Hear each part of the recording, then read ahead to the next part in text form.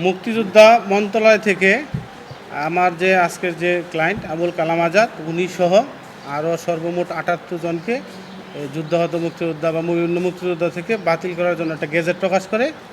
সেই গেজেটে আমার যে আজকের ওনার নাম্বার ছিল ৭২, সেই অনুযায়ী আজকে আমরা একটা রিট পিটিশন দায়ের করি।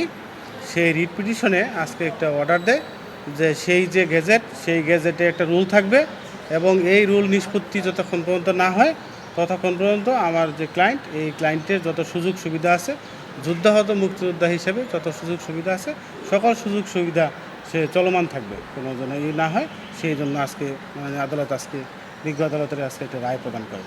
এবং আজকে আমার যে ক্লায়েন্ট উনি হলো যে মুক্তিযোদ্ধা হিসেবে যত ধরনের এবং যুদ্ধাহত মুক্তিযোদ্ধা হিসেবে যত ধরনের পেপারস ডকুমেন্ট উনি লাল বার্তা সেই 1972 সনের সহ মুক্তিযোদ্ধা সকল ধরনের কাগজপত্র ওনার সঠিক আছে থাকার পরেও তার একটা যে গেজেট হয়েছিল সেই ৭৮ জনের নামে সেই গেজেটেরকে চ্যালেঞ্জ করে আমরা যে রিট পিটিশন দায়ের করি, সেই রিট পিটিশনে আজকে মহামান্য আদালত থেকে একটি আদেশ আসে। সেই আদেশে তার যে যুদ্ধাহত মুক্তিযোদ্ধা হিসেবে সে যত যে বেনিফিটগুলো পাচ্ছে সকল ধরনের বেনিফিটগুলো যেন চলমান থাকে, রিট পিটিশন এই রুলটা নিষ্পত্তি না হওয়া পর্যন্ত সেই আদেশ বিজ্ঞ আদালত প্রদান করে আজকে করে। এটা হলো আমাদের বিজয় ৭১-এর ৩ নম্বর বেঞ্চে mister justice MD Habibul Gani এবং মিস্টার জাস্টিস দেবাশিস রায়চৌধুরী ওনাদের বেঞ্চে আজকে এই শুনানিটা হয়।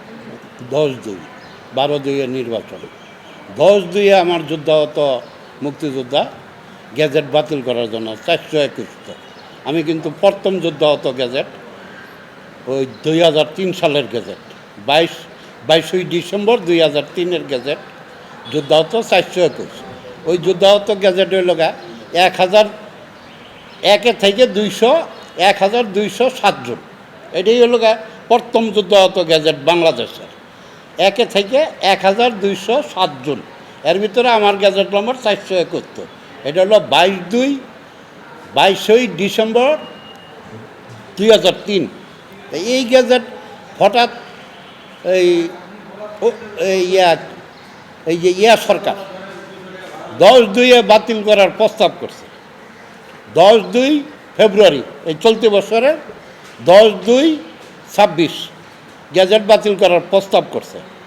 জাতীয় মুক্তিযোদ্ধা কাউন্সিলের পক্ষে সই করছে তৎকালীন ফারুক আজম উপদেষ্টা। আচ্ছা, তা এই পরবর্তী যে গেজেট বাতিল করছে এই গেজেটে লাল মুক্তিপত্র বাতিল করছে, বেসামরিক গেজেট বাতিল করছে, তারপরে আনসার গেজেট বাতিল করছে, আরও অন্যান্য গেজেট বাতিল করছে। এই বাতিলের প্রস্তাবের ভিতরে যুদ্ধাহত কোনো প্রস্তাবই নাই যে যুদ্ধাহত গেজেট বাতিল করবে, এটার কোনো প্রস্তাব নাই। এই গেজেটের ভিতরে আমার যুদ্ধাহত 421-72 নম্বরে ঢুকাই দিয়েছে যা এটা বাতিল করছে। তা আজকে মহামান্য হাইকোর্ট ডাবল বেঞ্চ বিজয় 71-এর 3 আমার লয়ার তপু গোপাল উনি আজকে এটারে চ্যালেঞ্জ করছে।